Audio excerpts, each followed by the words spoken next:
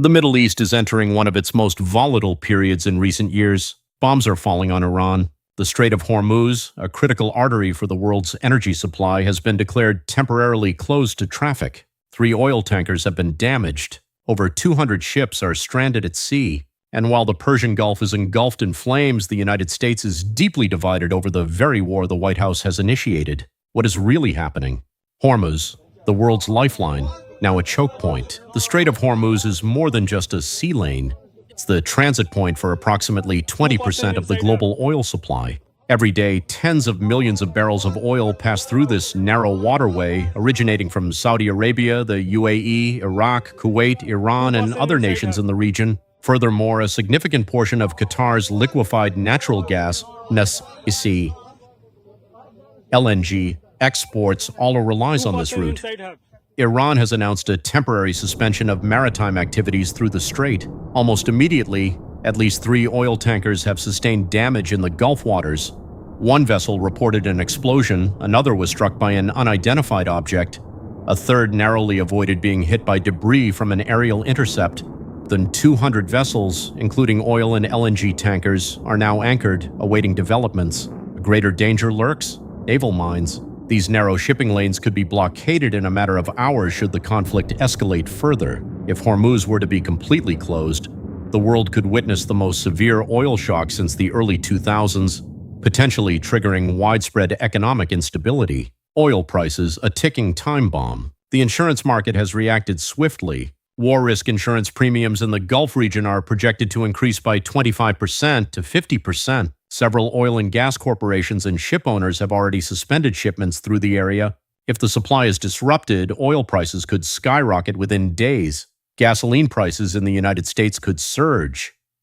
Global inflation is at risk of reigniting, impacting economies worldwide. Russia has issued a warning that the closure of Hormuz could cause major disruptions in the global energy market. This isn't just diplomatic rhetoric, it's an economic alarm bell. Domestic discord, low approval ratings in the U.S. While the White House insists the operation is necessary, public opinion in the United States tells a different story. A Reuters Ipsos poll reveals only 20% of Americans support attacks on Iran, 43% are opposed, 29% are unsure. The partisan divide is stark. Over half of Republicans support the operation, but only 7% of Democrats agree. 74% of Democrats are opposed. Moreover, over half of those surveyed believe that President Trump is using military force too readily. This creates a paradox. A war escalates abroad while consensus at home erodes. Cautious but shifting. Initially, France, Germany, and the UK called for restraint. They voiced concerns about a wider war, worried that international law was being challenged, but the stance is evolving. The UK has authorized the US to use its air bases. France and Germany have declared their readiness to provide defensive support if needed. The EU has already placed the IRGC on its list of terrorist organizations. Europe is no longer standing entirely on the sidelines. Larger game, regime change? Amidst the escalating conflict, a political element emerges. Reza Pahlavi, the son of the last Shah of Iran, is calling on Europe and the US to support a transition to democracy in Iran. He argues that the regime in Tehran is weakening.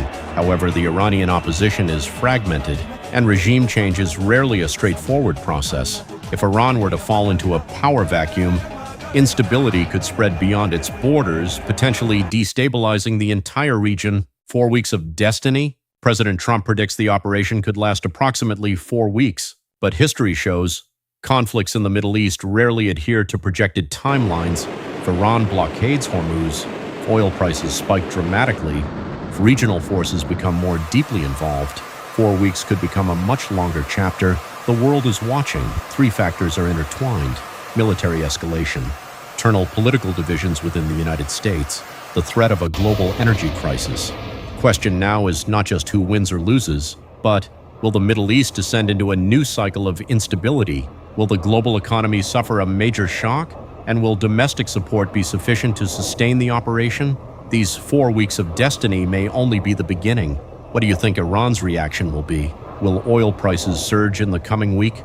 Will this conflict be contained within 4 weeks, or will it escalate further? If you want to get hourly updates, subscribe to the channel to not miss the latest developments, and leave a comment. because your perspective may be the insight others haven't considered.